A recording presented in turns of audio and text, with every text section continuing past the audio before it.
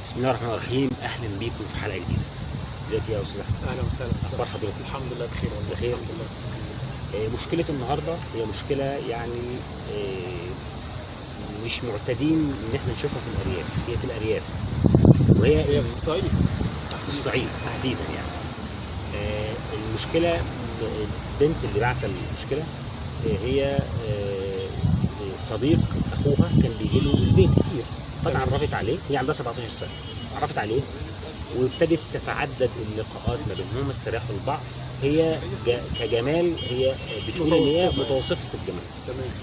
فهي لقت ان هو ممكن يكون فرصه ان هي تضمن لنفسها ان هي تتجوز. يعني دايما اللي هم باصين ان هم مش جمال او ان هم متوسطين الجمال يعني. تمام. فأقرب فرصه. لو ان خلينا نتفق طبعا، زي ما احنا عارفين الجمال جمال الروح، مش كده خالص. تمام. مهم. فابتدت اللقاءات دي تتعدد ما بينهم لحد ما اتقدم لها واتقبل وكتبوا الكتاب. وبعد ما كتبوا الكتاب حصل ان وقعوا في المحظور، كانوا لوحدهم في البيت. حصل اللي حصل بعد كتب الكتاب. بعد كتب الكتاب يعني هو كان في الحلال عادي. دي حقيقة. بس اللي حصل ان هو ابتدى يتنافس عليها وابتدت علاقته بيها تتغير.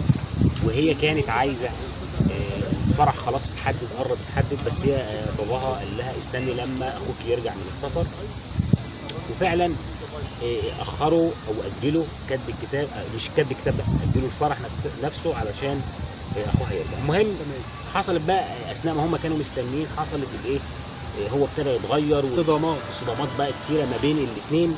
وبعد كده لدرجه ان من كتر ما باباها كان مستغرب الوضع فهو قال له يا ابني طلقها.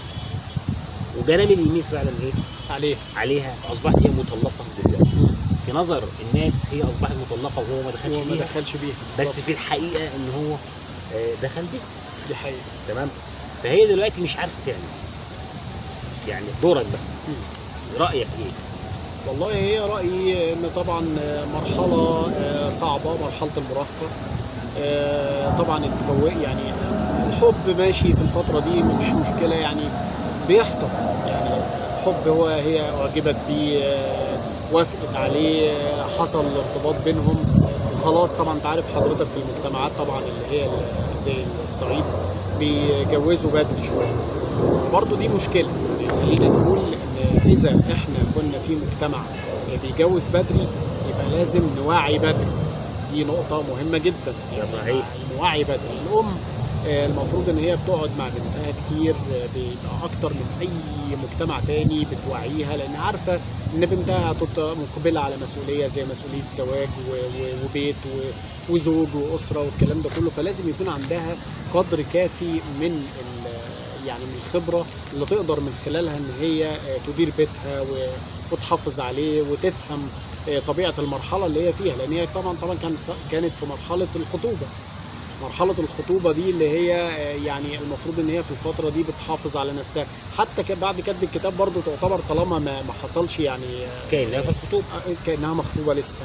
طبعا حتى ده في عرف المجتمع كله.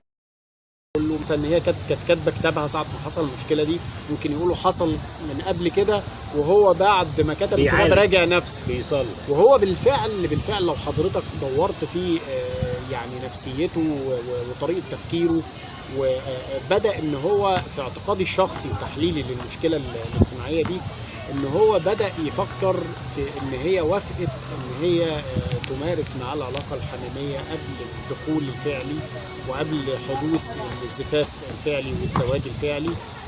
ده بدأ يشككه في شخصيتها، وبدأ يديله بعض المبررات الداخليا جواه هو شخصيا، ان يحاول يلاقي اي ذريعه او اي مشكله بحيث ان هو يسيبها. اعتقد يعني في اعتقادي وتحليل لطريقه تفكيره كانت كده، بدليل ان المشاكل اللي حصلت اكتر من مشكله ورا بعض، وطبعا خلت يعني والدها نفسه يعني يبدا يزهق منه. ده بس هو ما يعرفش المشكله الكبيره اللي حاصله طبعا. فالراجل قال لا خلاص ننفصل من، حتى لو كتب كتابه ننفصل ومفيش مشكله وبتاع. وطبعا التاني كان عايز يعمل يعني يوصل لدرجه ان هو وافق على طول، يوصل قال له كذا وهو قاعد لكده، على اساس ان هو يهرب من المسؤوليه وما يكملش وكده. فطبعا دي مشكله كبيره. ولكن طبعا احنا بقى لو بندور على الحل دلوقتي، لازم البنت تصارح اهلها بشكل او باخر. خاصه ان الموضوع مش حرام، ما كانش حرام في حاجه، لان كده كده كانت كتاب. هو هيبقى مجتمعيا مرفوض وحاجه صعبه. انا زي ما بقول لحضرتك مرفوض، وكمان هيدخلها في شكوك ان ده حصل ايام الخطوبه مش ايام كتب الكتاب، وبعد كده كتب كتابه وراجع نفسه او حصل ايام كتب الكتاب. يعني حتى لو الناس افتكرت سواء هو في ايام الخطوبه او يعني حصل ايام الخطوبه او ايام كتب الكتاب، يعني هي تعمل ايه كده؟ الحل ما انا زي ما بقول لحضرتك لازم ان هي تلجا لاقرب حد من اهلها واسرتها وتصارحه بحته ان هو يعني انه تمت، علشان يبقى ايه الحل بعديها؟ حميميه عشان خاطر يعلنوا الزفاف ويتجوزوا. في احد الامرين هنا بقى. يعني اولا اذا كان الولد كويس، يعني اذا كان الولد كويس وشخصيه يعني يعتمد عليها، بس هو الشيطان هيأ ليه ان لا دي مش هينفع تبقى هي زوجة المستقبل، ومش هينفع ان تبقى امينه معايا او حاجه زي كده او بتاع. يعني يقدروا يفهموه او يوعوه ان دي برضه زي ما انت اخطأت وهي اخطأت، ونصلح الخطأ دوت ويتم الزواج الفعلي بينكم والكلام ده كله وبتاع. فلو هو اقتنع وكان هو كويس وهي كويسه ويقدروا ان هم يتقبلوا ان هم يكملوا مع بعض ومش هيبقى في شكوك بعد كده بينهم، انا رأيي الشخصي خلاص طالما هم بيحبوا بعض زي ما كان ظاهر في اول العلاقه يكملوا مع بعض. لكن اذا كان في يعني توجس خيفه بقى وتربص والكلام ده كله، والحياه يبقى على الاقل خالص البنت يعني نديها فرصه في انها تكمل حياتها مع حد تاني بعد كده، حتى مجتمعيا قدام الناس ان هي يعني يتجوزها بالفعل. وده مش هيحصل الا لازم ان يحصل مصارحه ما بين البنت واهلها، عشان خاطر ان اهلها يقدروا يتدخلوا ويقنعوا الولد ان هو يتجوزها بالفعل. والله كانت في مشكله بينهم وحليناها وبتاع وخلاص، هيتم الزفاف ويتم الزفاف، يحصل الاتفاق بقى. عايز بقى يحصل انفصال بعد كده بالظبط، يحصل الاتفاق سواء بعد شهر حتى زواج مستمر، يمكن ربنا يعني يكرمهم بعد ما يتجوزوا وزي ما بيقولوا كده يهدي سرهم يعني ويبقوا كويسين والدنيا تمشي، او ان بقى يعني لو هو بقى ربنا يعني قدر ليهم كده وان هيبقى في بينهم وبين بعض يعني شكوك، فبعد كده بقى ايه البنت تبقى يعني حتى قدام الناس حفظت ماء وجهها زي ما بيقولوا، وبعد كده تتجوز من اي حد تاني، هيبقى اسمها مطلقه وخلاص. لان في زيجات كتيره خالص بالظبط بينفصلوا بعد شهر، بالظبط بعد شهر واحد. ده اللي احنا يعني بنقوله ان برضه هي تاخد حقها.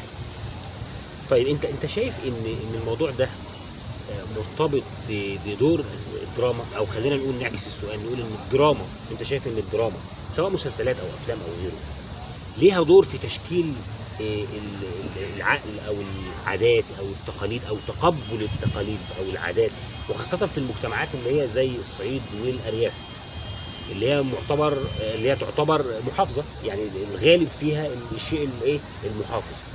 هل انت شايف ان الدراما اخترقت الحواجز دي وبتشكل وجدان الناس ان هم يتقبلوا فكره ان هو ايه اللي يعني الولد يتكلم مع البنت ويبتدوا وتتعدد اللقاءات بدون وجه حق بدون اي داعي؟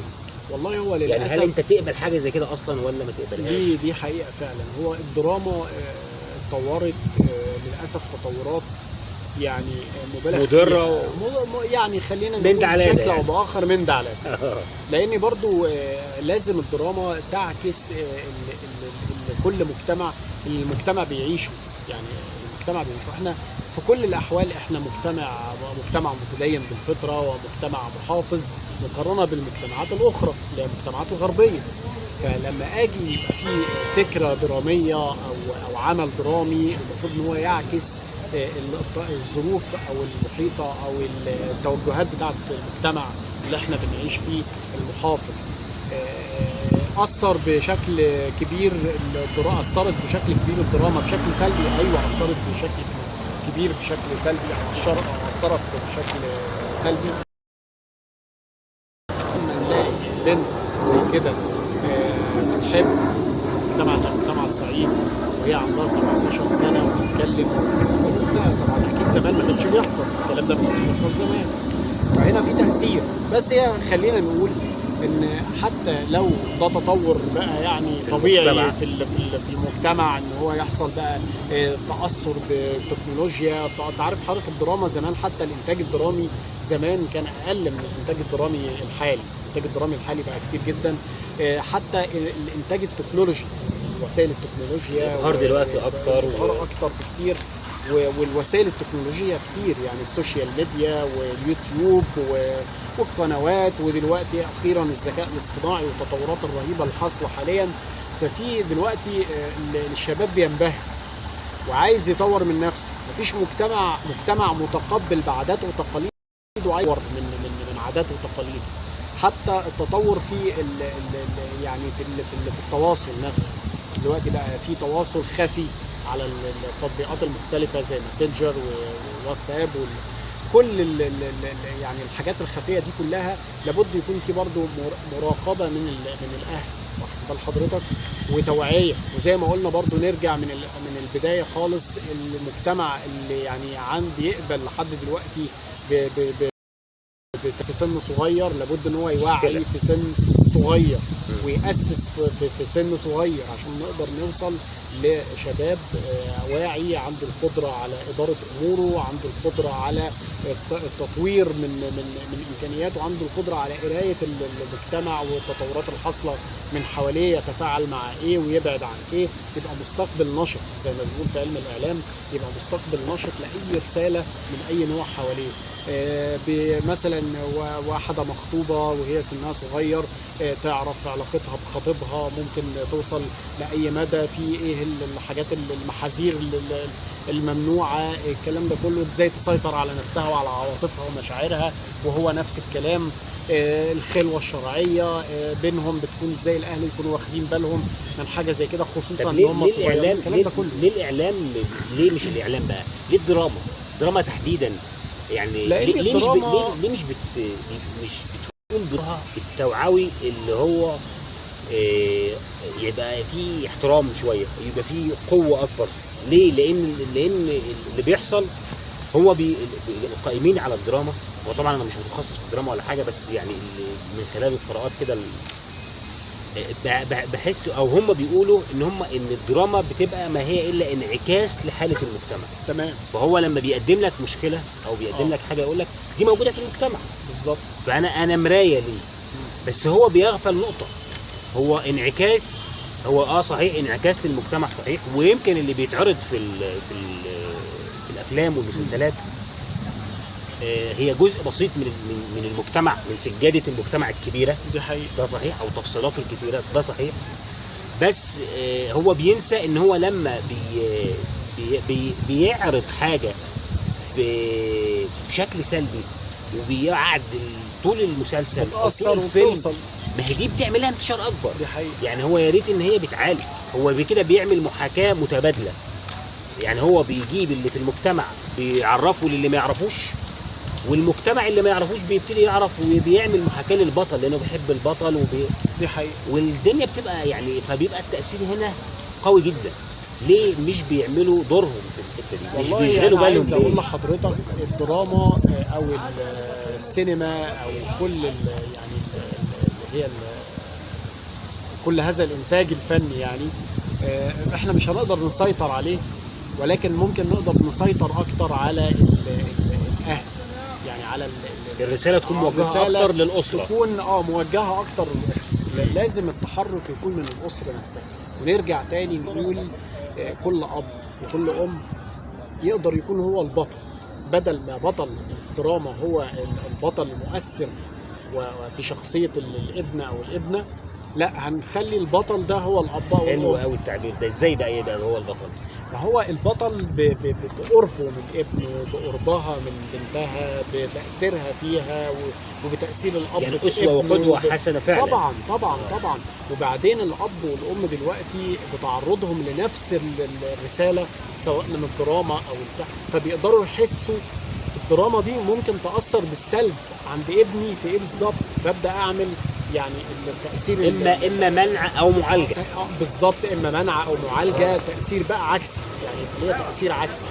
يعني كان التاثير بتاع الدراما اللي احنا بنطمح انها تكون مؤثره بشكل ايجابي اكتر منه سلبي، انا بقى كأب بدات احس ان التاثير ده هيدخل على ابني او هيستقبل مثل تلك الرسائل استقبال سلبي او كده، ببدا ان انا ادي بقى رد الفعل ايه وكأنه مصل، وكأنه مصل او مضاد حيوي. كنت لسه هتكلم أيوة. بس خلينا نقول مضاد نفسي، تمام، واخد بال حضرتك، او مضاد اجتماعي، تمام، عشان خاطر نقدر نأثر في ابنائنا، ونقدر احنا نستشعر، نكون يعني البوصله او يعني اكسير الحياه بقى، يعني نقدر نأثر بشكل ايجابي، نقدر نشوف ايه المشكلات اللي ممكن تكون هتجيلي منين، واقدر ان انا اقعد مع ابني واوجهه للنقطه دي.